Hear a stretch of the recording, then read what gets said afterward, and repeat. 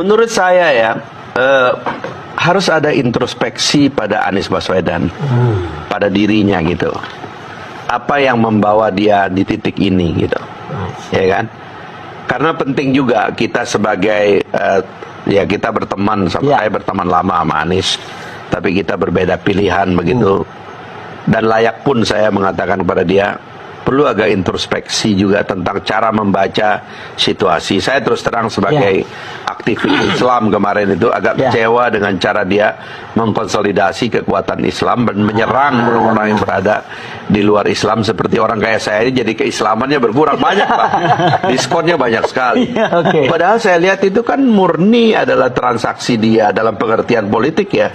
Dengan Partai Nasdem dan PKB mengajak PKS yang akhirnya gainnya paling banyak didapatkan oleh Nasdem dan PKB. PKS cuma dapat 3-2 sengketa relatif satu. Tapi nuansa Islamnya dalam pertarungan kemarin itu keras sekali.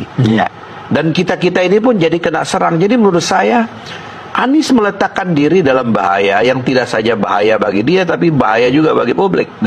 Pada waktu itu, karena saya menghendaki sebenarnya Anies berpikir lebih sebagai tokoh tengah, gitu loh. Pada waktu itu pikiran saya.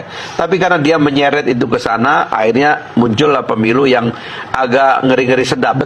Ya kan, agak karena ambisi atau karena apa? Nah sekarang ini dia sudah dikalahkan, ya kan. Tapi kenapa dia dari calon presiden turun kembali menjadi DKI, kecuali kalau bahwa dia mau mengulang 2024 dengan cara menantang presiden dengan posisi dia sebagai gubernur dan menggalang kekuatan oposisi di belakang dia.